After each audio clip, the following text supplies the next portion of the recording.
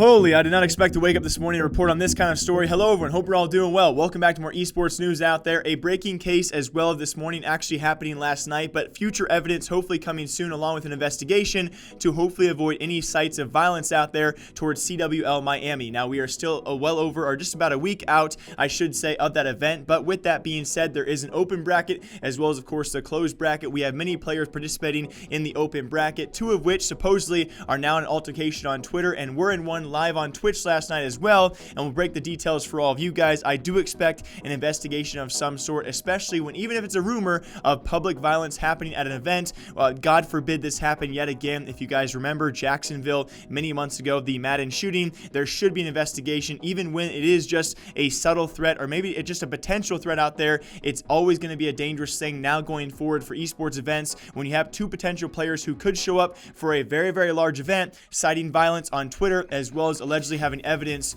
on Twitch as well during a scrim. So I hope you guys all enjoy this story. Let's break it down for all of you. Two alleged players out there, I assume open bracket players as well. One known as Silent. I think he's actually known to bounce around from open qualifiers from time to time to try and make the closed bracket of events, as well as Jay Sway, the alleged victim in this case, who apparently had a scrim last night, and apparently one of the two, the scrim was actually starting a bit later than usual, which led to some conversations between the two, which as of right now there is no evidence of those conversations, but I assume there's no reason to lie about this when it comes to Jay Sway having these tweets on screen for all of you, where allegedly it was Silent threatening that he had a gun waiting for Jay in Miami, of course kind of alluding to CWL Miami in just about a week's time, where the two would likely be competing in the open against each other. Now the start of the argument, it does seem, after Silent taking a long time to start, was then Jay apparently bringing up Silent's kid, calling him fat. The discussion goes back and forth. The premise of all of this, it does seem that apparently one was late to the scrim was starting late. Jay asks why, and apparently Silent replies, and that's where the argument does begin. They go back and forth towards each other, where apparently Jay brings up Silent's kids. He also maybe calls him fat. Yes, it might be rude, but when we come from the Call of Duty days, I thought we were a bit more, what do I want to say here, toughened as kids out there. If you guys remember, the old Call of Duty lobbies, when someone calls you fat or they drop some harsh words, you kind of just take it and go with it. I did not expect this to lead to the alleged conversation, which was apparently Jay bringing up his kids, calling Silent fat, or something along those lines, we do presume, and apparently the response to that was Silent bringing up that he had a 40 waiting for Jay in Miami, that meaning he had a gun waiting for him in Florida. Now with this, there is no evidence of this. If you go over to Silent's stream, he actually was apparently streaming this scrim as well. His VOD is still live as of me speaking, but I'm not going to pay $5 behind a subscriber wall because he does protect his VODs. So if any of you guys out there watching do want to pay that $5 or are one of his very few subscribers, please go into that and let's try and find that clip out there, because if he did threaten with violence or threaten with a gun, he should not be allowed to any future Call of Duty event, or at least CWL Miami, and given a ban of some sort, because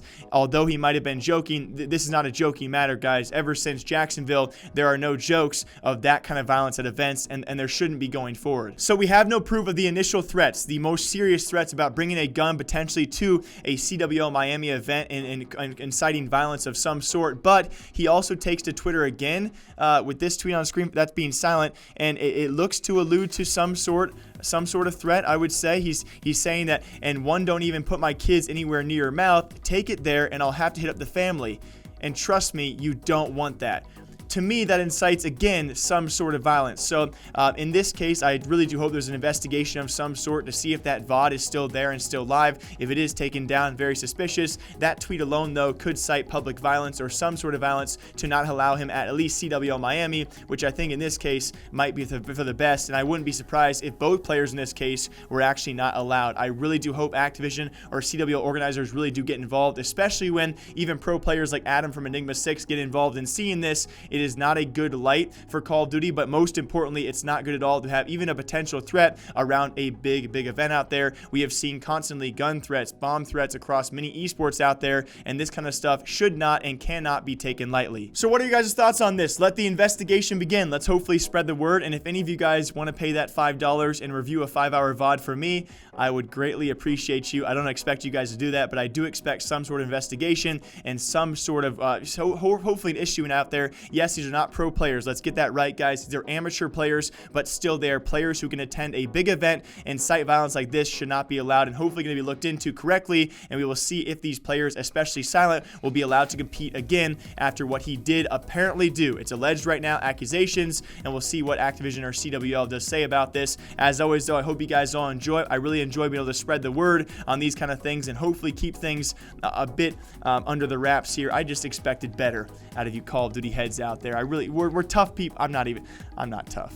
I'm really not. But a lot of you guys are. I just thought we knew better how to react in these situations. A lot worse has been said. Let's be honest. Even if what he said was true, there's been a lot worse things said in Call of Duty lobbies, and I expected better out of, even though they are amateur players, still higher tier than most of us out there. I thought they knew how to react by now and how to behave themselves. So hopefully something good is done about this for the future to keep events safe. As always, I hope you guys all enjoy. My name is Jake. I'll see you back here sometime soon. Stay safe, have fun, and take care.